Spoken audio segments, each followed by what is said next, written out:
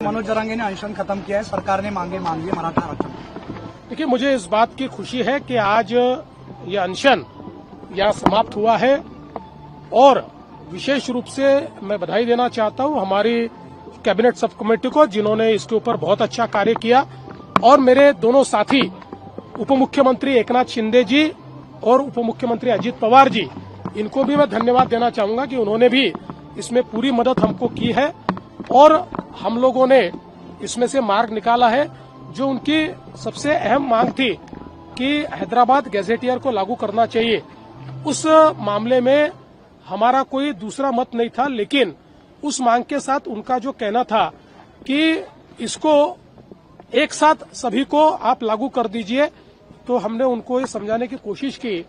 कि आरक्षण जो होता है वो समूह को नहीं, वो व्यक्ति को होता है। व्यक्ति को आरक्षण मांगना पड़ता है, इसलिए इस प्रकार का निर्णय नहीं हो सकता। उसके लिए कोई न कोई सबूत देना पड़ता है। सबूत के तौर पर ये हैदराबाद गैजेटियर काम में आएगा, क्योंकि हैदराबाद गैजेटियर में जब उनके दादा परदादा का नाम ये कुणबी जाति में अगर रहेगा तो उसका फायदा उनको मिलेगा और नियम के अनुसार उनको उसका सर्टिफिकेट मिलेगा, उनको आरक्षण मिल पाएगा। उन्होंने भी कल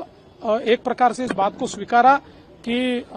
सबको एक साथ, जिसको उन्होंने सरसकट कहा था, वो नहीं हो सकता है, क्योंकि कोर्ट का आदेश वैसा नहीं है। कोर्ट के आदेश के खिलाफ अगर कोई कार्रवाई करेंगे तो कोर्ट उसको खारिज कर देगा। उन्होंने भी वो स्वीकारा, तो हमारे लिए फिर मार्ग आसान हुआ और हमने हैदराबाद गैजेटियर को लागू करने का निर्णय वहां पर लिया है, जिसमें पुराने रिकॉर्ड्स ये सारे मिलेंगे और उन रिकॉर्ड्स में जिनके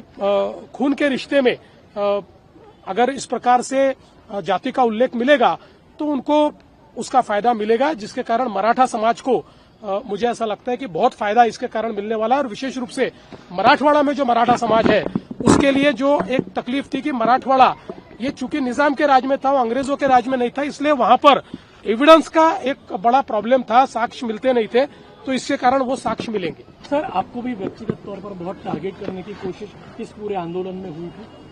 देखिए, मैं हमेशा ये मानता हूं कि आप राजनीति में हो तो कभी लोग आपको दुआ देते, कभी आपको लोग गाली देते, कभी आपको माला पहनाते, कभी आपको पत्थर भी मारते, लेकिन मैंने पहले दिन से भूमिका रखी कि हम लोग कहीं पर भी मराठा और ओबीसी ऐसा विवाद नहीं होने देंगे। हम लोग जो निर्णय करेंगे वो निर्णय किसी एक का निकाल के दूसरे को देने का निर्णय नहीं होगा, दोनों को समान निर्णय करेंगे, दोनों को फायदा होगा ऐसा निर्णय करेंगे। और मुझे ऐसा लगता है कि वो हमने किया और मुझे आज इस बात की खुशी है कि हम लोग एक अच्छा निर्णय ले पाए, जिसके कारण मराठा समाज को बड़े पैमाने पर अब फायदा होने वाला है।